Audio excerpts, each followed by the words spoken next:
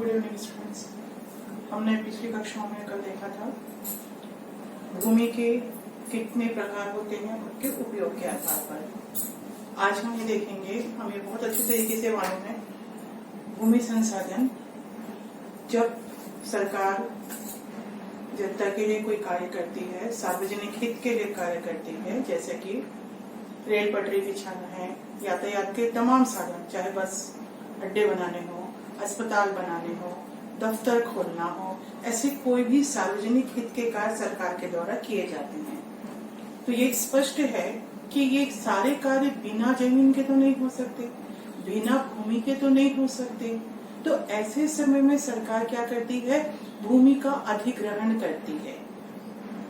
बहुत सारे काम, जैसे हमें बोलते हैं कि हमें सिंचाई के साधन चाहिए, कृषि हमारा मुख्य व्यवसाय है, हमें सिंचाई के साधन चाहिए, तो सिंचाई के साधन के लिए बांध बनाने हैं, और जब बांध बनेगा तो बहुत सारे गांव जो है वो डुबान में आएंगे।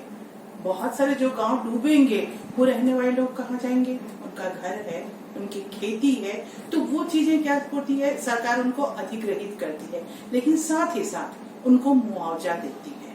अब प्रश्न ये होता है कि सरकार द्वारा किसी भी सार्वजनिक हित के लिए जब कोई कार्य करने के लिए भूमि का अधिग्रहण किया जाता है, तो जो मुआवजा मिलता है, इन चीजों को लेकर बहुत सारे विवाद थे, बहुत विवाद हुए। कई बार ये कहा गया, जैसे कि हमने पिछले पार्ट में भी इस चीज को क्लियर किया था, आप उस जमीन का मुआवजा दे रहे हैं, लेकिन उस जमीन के अधिग्रहण के बाद सालों तक उसमें जो उत्पादन होगा, उससे जो लाभ प्राप्त होगा, क्या उसके हिसाब से आपको मुआवजा मिल रहा है?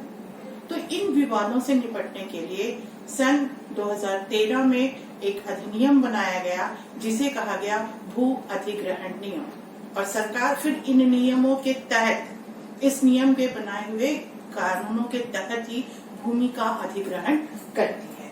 इसे हम कहते हैं, आज हम देखेंगे भू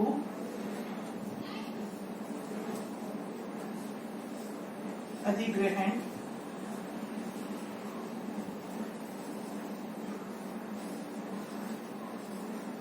अधिनियम 2013।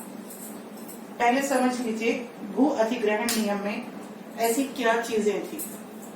भू अधिग्रहण नियम में सरकार ने ये कहा कि जब भी किसी की भूमि का अधिग्रहण किया जाएगा तो उस भूमि पर रहने वाले लोगों के पुनर्स्थापन या विस्थापन का वादा पक्का रहा। यदि आप किसी के घर से अलग हटा कर ले जा रहे हैं तो कहीं दूसरी जगह उन्हें आवश्यक रूप से स्थान देना पड़ेगा।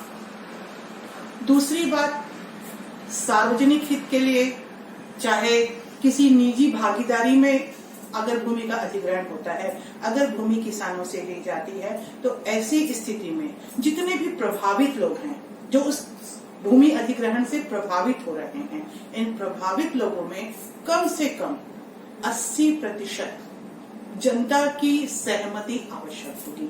मतलब उस प्रभावित लोगों में 80% जनता इस बात से सहमत होगी कि आप हमारी भूमि ले लीजिए, क्योंकि उसमें सार्वजनिक हित का कार्य होना है।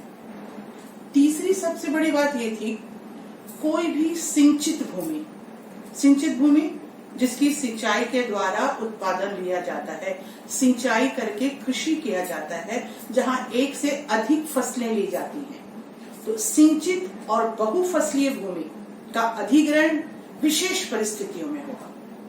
कभी भी किसी सामान्य रूप से इनका अधिग्रहण नहीं किया जाएगा, बहुत विशेष जब परिस्थितियां होंगी तो ही इन्हें लिया जाएगा। चौथी बात ये भी तय है कि किसी भी भूमि के अधिग्रहण का स्वामित्व मतलब उस भूमि का जो आदमी मालिक है, उस भूमि का जो मालिक है, उसका मालिकाना हक बिना सरकार की अनुमति के नहीं बदला जा सकेगा। भूमि के अधिग्रहण के पूर्व भूमि के स्वामित्व के लिए सरकार की पूर्व अनुमति आवश्यक होगी। इसके साथ ही साथ ये बात भी कही गई कि जिस उद्देश्य से आपने भूमि का अधिग्रहण किया, किसानों को कहा कि यहाँ अस्पताल बनेगा, किसानों को कहा कि यहाँ कारखाना बनेगा, किसानों से ये कहा कि यहाँ रेल यातायात होगा, यहाँ पर सड़कें बनेंगी, यहाँ पर अस्पताल बनेंगे, कोई भी सार्वजनिक हित के लिए जिस भी उद्देश्य के लिए जिस किसी उद्देश्य के लिए वह भूमि अधिग्रहित की गई है, यदि 5 वर्ष तक उस भूमि का उपयोग उस उद्देश्य से ना किया जाए तो वो भूमि वापस उनके मालिकों के पास चली जाए। ये एक शर्त थी।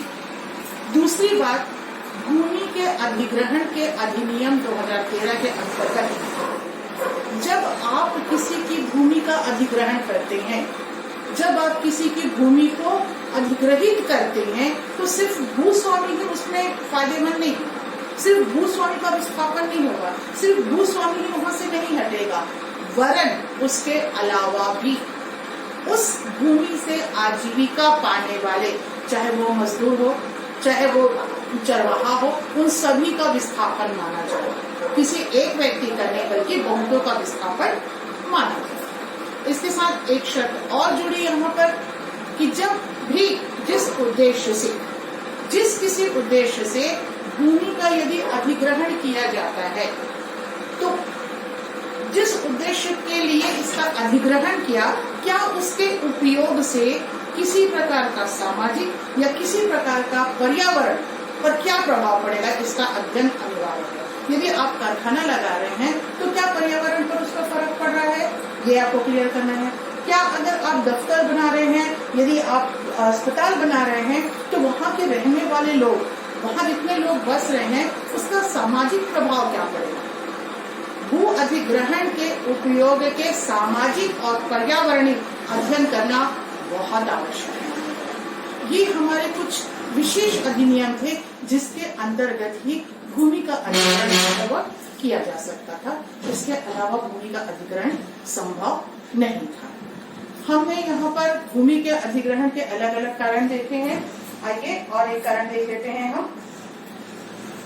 अगर आपने किसी भूमि का अधिग्रहण एक निश्चित उद्देश्य से किया है तो आपको ये तय करना पड़ेगा कि आप सिर्फ उसी उद्देश्य के लिए उस भूमि का उपयोग करेंगे, उसके अलावा दूसरे के लिए उपयोग नहीं कर सकते। ऐसा नहीं है कि आपने कहा यहाँ पर सड़कें बनेंगी और आपने दफ्तर बना दिया, गलत होगा। भू अधिग्रहण जिस उद्देश्य को लेकर किया जाता है उस उद्देश्य के साथ ही उसे पूरा करना अनिवार्य हो सकता है।